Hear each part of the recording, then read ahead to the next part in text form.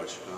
We're just really excited to be here. I think this is a testament to what our guys have been able to do this year. I think you'd be hard-pressed to find a better one-year turnaround in Division I baseball this year.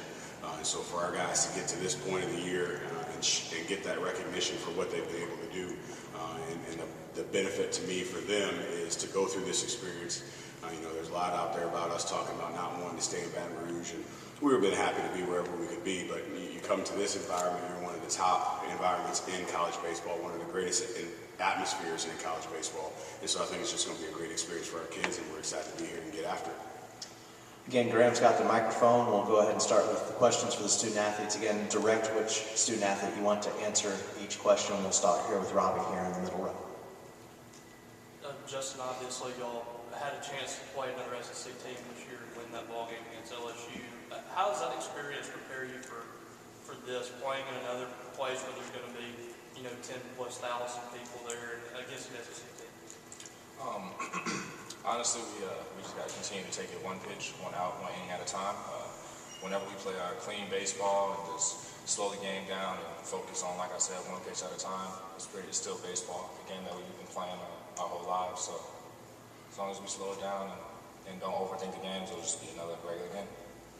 Go ahead, Steve, in the middle. Hampton, Coach talked about you guys getting out of Baton Rouge. It always seems that Southern gets that LSU regional. How nice is it to be able to take a trip and kind of get out and enjoy this regional atmosphere? It's a great opportunity for everybody that's here with us. Like Coach said, we would just be happy to be wherever we are. It's not about getting out of Baton Rouge. It's about experience a different atmosphere. How does it get any better than Starkville? So, for us to all be here, it's just really exciting. We're grateful for the opportunity. We'll go to the cameras in the back and that gentleman. Hampton, Coach told us a lot last year. You guys were in close 7 inning games a lot of time. You guys were victim of, I think, 6 or 7 walk-offs. This year, you guys kind of had the underside of fortune of that. How would you explain this team's ability, I guess, to rally and in games in such exciting ways, come back from deficits, things like that? I would just say that you look at this team and there's no quit in anybody in that dugout. Whether that's a guy that starts the game, whether that's somebody coming off the bench, whether that's somebody who barely has played all year. Everybody in that dugout has complete confidence in everybody else on the team. So, when it comes down to the end of the game and we may be down, it may be a close game, 1, 2 runs, 5 runs, you've seen it. There's no quitness, and we know that as long as we play the game, as long as there's outs on the board, there's a chance to win. We'll keep it in the back with Reggie from WBRZ in Baton Rouge.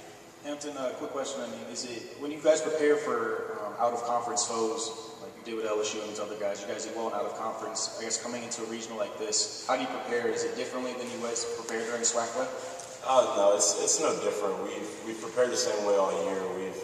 As Coach Jackson's always done a good job of having game plans for us with each opponent, and it's all about us playing our game. Like Justin said, we're going to take it one pitch, one out, one inning at a time, and as long as we do that, we're in a good place. We'll stay in the back. Hey, Justin, it was 11 days ago you guys won the SWAC tournament championship. You guys go to Pensacola, get a couple wins there against FAMU. What was this past week like for you guys? Because I'd imagine it was coming down off a high, at least the first couple days out of New Orleans. What was Kerrick's message, and how did you guys sort of regain and refocus your energy?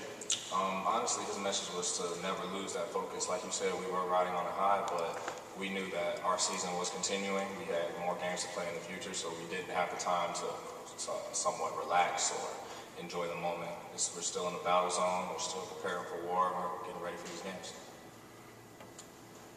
Any other questions for the players before we let them go and get ready to practice? We'll go back to Reggie again in the cameras. Hampton, in facing SEC flow like this, you get the opportunity, of course, to check out footage from every team in the SEC. Of course, you get a chance to look at Mississippi State stuff. What do you kind of see from JT again? What do you think he kind of brings to the table as a pitcher? And how do you guys kind of prepare for a guy like that who's been so successful? Well, like I said, our preparation all year has been very similar. So, yeah, we've been able to look at a little film here and there on different guys. But at the core of that is just our game plan and what we want to do as a team.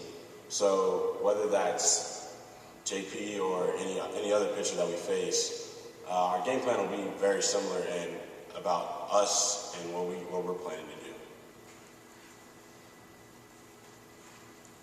And Justin, I mean, for in a game like this, you guys come out here to Starkville, huge stadium, 13,000. I mean, how do you guys not allow this moment to get too big for you guys and stay focused as you guys try and make history here? Honestly, you have to keep it all on the field. If you're focused on the fans and what's going on around you, you're pretty much already lost. So if we continue to pound the zone, get strike one, get into good hitters counts, make the easy plays, we'll put ourselves in a good position. Go to Tom in the blue shirt in the back. Question for both of you guys, but we'll start with Justin. Miami was in here a little bit ago talking about there's no bad teams in the NCAA tournament. It just depends on who's good, who's hot at the right time. You guys as a 4 seed, what is it, maybe the build up to this week and possibly being an upset special kind of team?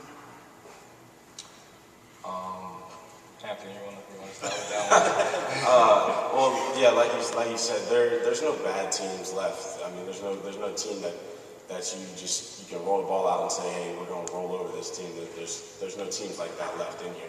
But it's exciting for us to be in this opportunity, to be here in Starkville and play good quality opponents. And we're always excited to play good teams because I think it brings the best out of our team when we play quality opponents. So as we've said, we're prepared and we have prepared all year for moments like this. So it's just really exciting. Okay, yeah, like what Hampton said, it is very exciting.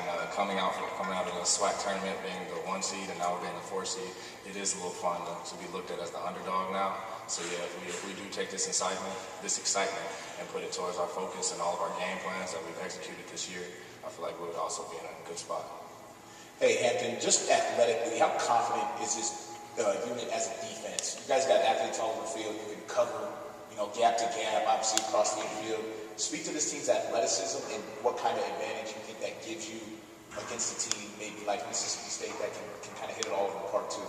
Well, like you said, we've got athletes all over the field, whether that's in the outfield or the infield, even behind the plate, even some on the mound too. There's some real good athletes on the mound we have, and I mean, it just allows us to play real loose and just be able to make plays that some people wouldn't expect us to be able to make, and put ourselves in a position to make those plays, knowing that the guy next to me can cover the same amount of ground as I can, And so I think that allows us to just be loose and free in what we do, whether that's in the field or even at the plate with using our athletic ability. Yeah, we got time for a couple more for the players, and then we'll get to Coach. Hampton, you talked a little bit about it. I mean, no bad teams in this tournament. Of course, hitting-wise, you guys can size up just about anybody. Average-wise, runs batted, on-base percentage. I mean, what has it kind of been the approach at the plate, and how do you guys kind of go into this regional trying to not change up or do anything different, especially against the as the competition continues to get better? Well, as we've had success throughout the year, you just have to trust what we know and what Coach Jackson has told us throughout the year. So you can't all of a sudden in a new atmosphere and a big game say, well, I'm going to try to do this, try to do something different. We've prepared and we've done what we have all year, and we've had success with that. So continuing into this game, we try to be the same and do exactly as we've done all year. Keep with our approach at the plate, whatever that may be, and just continue to drive and push the success farther and further down the road. Anything else for the players before we let them go? All right, thank you, fellas. Thank y'all. Have a good weekend. We'll see you around.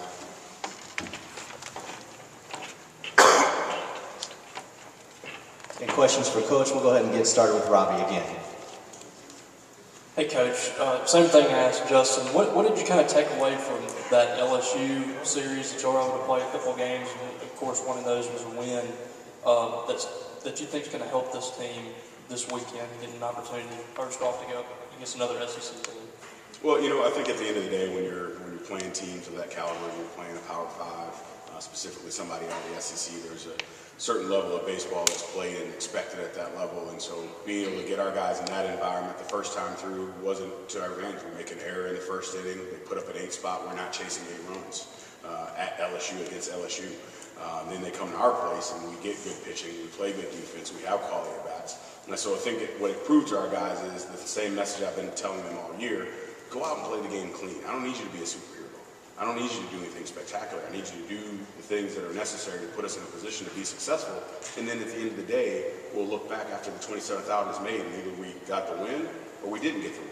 But don't put ourselves in a position where we look back and have regrets on how we played the game. And so I think if we can approach it the same way during this regional, I think we'll put ourselves in a really good situation. We'll go to Steve in the middle for a couple of questions. Coach, pitching plans for tomorrow? We're going to go with Bohannon. And second question, you guys have a lot of opponents in common with Mississippi State. Having done some research on them, what is kind of the book on Mississippi State? What are your impressions? They're a quality ball club. We played them last year, and we came up here and played them. And again, as it was mentioned earlier, I think we might have been the best 7-inning team in the country last year. But once we got to 8-9, we had trouble, and specifically here, it's nothing going into the 7th. Jake Mangum, we leave a left-hander in and want to keep him on the right side. He hits a hook barrel double down the left field line, and then that goes. So they're a very competitive ball club. Obviously, you got quality arms on the mound. I think it is a momentum offense. Jake makes that thing go. And so being able to control that and limit the extra free 90s, I think will put us in a good position. Go to the gentleman in the back from WAFB in Baton Rouge. Coach, just a two-part question, just piggybacking off of what you just said. The players that were on this team last year, do you think they bring some confidence over from last year's game here in Starkville in terms of being nothing in the 7th inning? Second part is your approach this past week, just 11 days removed from the SWAC Tournament Championship. How did you yourself refocus, come down from that high, and then get ready to push into the postseason? To answer your first question, I do think that there is a level of confidence of being able to go out and be competitive. When we were here last year, the stadium wasn't completed. It was limited seating. This is going to be a whole different beast for them. Even when we played at LSU midweek, you get 5,000 or 6,000 people. You don't get 13. And so that part of it is going to be, I think, our toughest opponent, if you will, is being able to get them in this environment and stay in between the lines. And if they can stay in between the lines and not worry about anything else that's going on outside the lines, then I think we can put ourselves in a pretty good spot. We'll go back to Robbie here to Coach's right. Coach, what are your impressions on the freshman again, and kind of the challenges he's going to bring to that lineup tomorrow? With where I was previously with the Boers Corporation, I had a chance to see JT up through high school. And so knowing that he's a competitor, knowing that he's got good stuff, and that he's going to go out there and he's going to give his best competitive effort, I think, like any pitcher, he's going to give you pitches to hit, and you have to be ready to hit those pitches. He's proven, obviously, I don't know where he is right now, and I don't know if we have him here, but he's proven that he can punch some guys out. And so when you get to 2 strikes, buckle up, because odds are in his favor that he's going to finish that off. So being able to challenge our guys to have a plan that's going to go out and allow us to be successful and just be competitive with it. I think that any pitcher, that's the one beauty about our game is that's really the only time where it's mano a mano. When the pitcher's on the hill and the batter's in the box, or vice versa, that's the only time you're competing against the other guy. Other than that, ball's put in place, you in the ball. You on the bases, those types of things. So if we can go out there and stick to our plan and be competitive, I think we'll have a shot. We'll stay in the middle with Steve. Coach, Roger Cador in Southern went to Cal State Fullerton and knocked off a 1 seed years ago, and there's been a rich tradition there with Southern baseball. How much of that kind of plays in maybe to your mindset to kind of tell these guys, we've done it before, we can do it again? We talked about that all year, and frankly, that's one of the main reasons why this job was attractive to me is because of what it was. And so for me, being able to get back to what it was and then taking it to another level is the ultimate goal. And so being in this environment is going to be the jump start to that, because now the things that I said on day one when I was hired have come to fruition. We want to be a team. We want to be the first HBCU to go to Omaha. We want to be that first HBCU to get a win in a regional, win a regional. So now we're starting to take those steps, and there's no reason for us to look back moving forward. Stay in the back. Go ahead. Coach, the way you guys get the ball this year, do you expect a game like this to maybe be some sort of shootout run affair, or do you kind of see it being a little bit more slow and kind of a pitching duel? It'll be a pitching duel if our guys go out and do their part. We have some ups and downs from a pitching standpoint, and we're pretty fortunate that we have the offense that we have this year that's allowed us to go out and score runs. To a time bail our pitching staff out. But when our guys are hooked up, they're pretty good. So it's one of those, when you look at what Mississippi State has done during the year, they've had some games where they've had some, boat races, and they've had to battle some guys, and they had some games where they've blown the doors off some people. So, and then they've had their games where it's been a 2-1, a 3-1, 3-2 type ball game. So I think it more depends on how we go out and how we go about our business that will determine that, because whatever we force them to do will be in our best interest with regards to not giving up free bases, not giving up extra 90s, all those kind of things. We'll stay in the camera wells to the right. Coach, obviously offensively, you know you're going to be able to lean on guys like Tyler, Javion, Kobe, some of the guys that are at the top of your order. And in something like this, though, against a big-time opponent, how important is maybe sort of an X-factor guy that might not have gotten all those at-bats, but to come up at a clutch situation and move runners over, put a bunt down, score a guy, stuff like that? How important is that in a situation like this? I think it's important in any situation. I think the one thing that, when you look at our numbers, and I haven't actually done it that often this year, but when you sit here and you look at the numbers that are in front of me, you got two guys that are in our lineup every day that are hitting below 300. We got an on-base percentage of .413. We stole 136 bags on the year. So we're pretty balanced from top to bottom. And the reason that works for us is because that gives an opportunity for any guy to be that guy at that moment. We don't, when you look at Javion Williams, who for the most part has been hitting in the 9-hole for us, he's hitting 385, and his on-base percentage is .466, and he's got 27 stolen bases. So when you can have a guy in the 9-hole doing that for you, then that allows you to have some balance top to bottom. Any questions for Coach? Got time for a couple more. We can get the microphone to you. Okay. Go to Tom here in the blue, in the middle of the cameras. Coach, the two guys just mentioned, obviously you're conference champions, but now you're a 4 seed. What's maybe some of the approach this week as to maybe confidence-wise? What does a conference tournament do for you going into this, even though most people would say, oh, you're a 4 seed, in terms of maybe pulling off an upset against a 1? What are some of the things that maybe go in this week that could contribute to that? Well, I think it's twofold. One, being in last place last year, coming into this year, knowing what we're capable of, you walk into this year at the beginning of our season feeling like the underdog, right? We were picked last year. We finished last. This year we were picked to finish second to last. So you walk into our regular season with a chip on your shoulder. Then as we started to develop and go through conference play, and we started to have some wins there and had some early success, then they started to have a little bit different of a belief system. And then all of a sudden you go and you beat a Northwestern State at Northwestern State. You have a chance to beat them twice, and we miss out on that opportunity. Then you go up to Memphis, and you beat Memphis, and you have a chance to beat them twice, and we miss out on an opportunity.